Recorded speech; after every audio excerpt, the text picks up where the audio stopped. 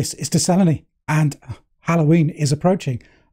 So today I thought I would just do a very quick video of 5 albums that kind of maybe might kind of unsettle you slightly, leave you feeling a bit uneasy. I haven't given these too much thought. These were literally just 5 that came straight into my head, so let's not hang around. No particular order to these. This is just the order that they came to me. Okay, first up, we have White Chalk by PJ Harvey from 2007. Yeah, this album has the feeling of like a very satisfying kind of creepy, gothic kind of ghost story. Yeah, it channels very British, very kind of 19th century English kind of gothic kind of vibes. You know, heavy on the Brontes, you know, that kind of thing. Repressed emotions, repressed sexuality, you know, gender and class roles, you know, propriety and appearance within, you know, civilized society. Yeah, musically, this album is a lot more spare and piano-led than a lot of PJ Harvey's probably kind of more instantly recognizable albums. But yeah, it's got a very close, very intimate feel. Really captures this kind of doomed, gothic, romantic feel. It's got like a kind of a spooky, kind of childlike innocence about it. Yeah, there are kind of themes of like suppressed emotions and depression and madness, and it seems to kind of revolve around this determination of a kind of an inconvenient pregnancy and the psychological toll on the individual. Yeah, it's a fantastic record, really atmospheric, very unsettling. I personally think this is one of PJ Harvey's very best. Okay, second, and I have 17 Seconds by The Cure from 1980. Yeah, for an album which happens to contain A Forest, you know, one of their kind of spookiest, most, you know, identifiably kind of goth-sounding singles, 17 Seconds never seems to get quite as much respect as the 2 albums that follow it, Faith and Pornography. But it kind of forms a trilogy with those, I think. It has the same kind of spare, very internal sound. But something in 17 Seconds is kind of more inscrutable, more vague. It kind of opens the record up for you to kind of project your own kind of unease onto it. Yeah, it's just a classic kind of spooky album for kind of late night listening. It's got very icy, kind of cold, chilly feeling, you know, solitude, emptiness, disconnection. The lyrics of a track like, you know, In Your House, they just go, I hear no sound in your house, silence in the empty rooms. It's lyrically, it's very simple.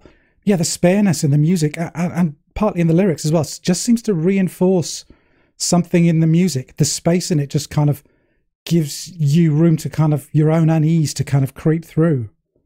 Yeah, I think this is a great record, and I think it's the album where The Cure really became The Cure as we know them. Third record of the list, and we have The Flowers of Romance by Public Image Limited from 1981. Yeah, this is a very kind of disturbing, fractured, kind of scary sounding record. Yeah, musically, it's dominated by these kind of circular, kind of almost tribal sounding drums and percussion. It's got these kind of, you know, curdled little synthesizer lines and just little bits of Keith Levine's treated guitar sounds. And yeah, John Lydon, his lyrics, they're just these kind of disconnected, really ugly little clusters of phrases.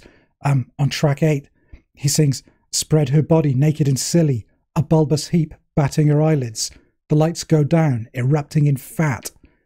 Yeah, there's just this kind of horrific loathing, it seems, of humanity in general, laid bare in Lydon's kind of, you know, these kind of swooping, warbling kind of lyrics on this album.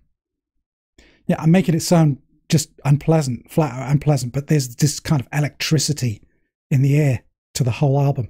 It's got that feeling, that pre-thunderstorm kind of crackle in the air that raises the hairs on the back of your neck.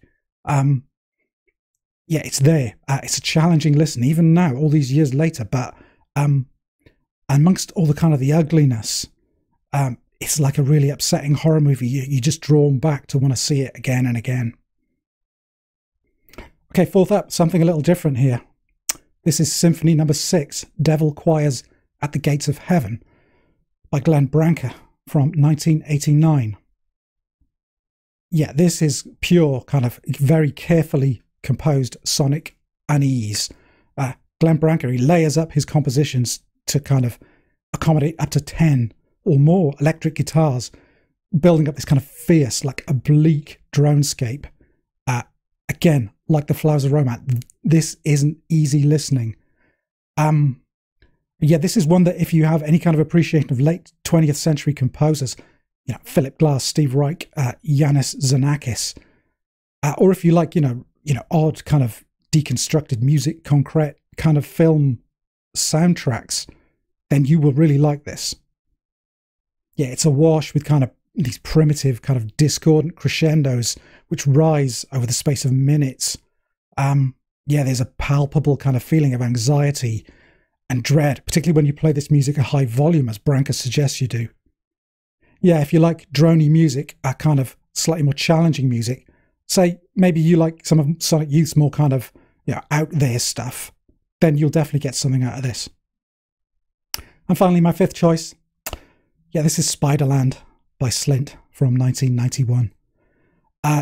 This choice really shouldn't be a surprise to anyone. It's a record I love. But I think maybe if you're kind of accustomed to the sound of this amazing record, maybe you've just got used to the kind of the knife edge tension that's there, that Slint bring. Yeah, as well as that, the record does reference some kind of classic scary tales, which tie into this theme I've got today. The opening track is called Breadcrumb Trail, which immediately, you know, makes you think of like spooky, you know, fairy tales and Hansel and Gretel. And there's a track called Nosferatu Man as well. But yeah, their music, it has this kind of unpredictable, kind of sliding, interlocking feel. It's like a very dangerous kind of contraption. You could lose your finger in, it feels. And yeah, lyrically, there's kind of like a dark American kind of gothic feel to the whole album. It doesn't have any of the obvious kind of tropes and cliches, but there's something in the music. It does, even though it's a cornerstone of a certain type of post-rock, it feels like it's rooted in something older, you know, folk tales, American Gothic fiction, but just kind of modernized, thrillingly so. Anyway, yeah, it's a very, very atmospheric record and pretty spooky in places. And also, the band has just got this amazing sense of dynamics. So somewhere in the playing, somewhere in those arrangements, trust me, if you've not heard this, there will be a few jump scares along the way.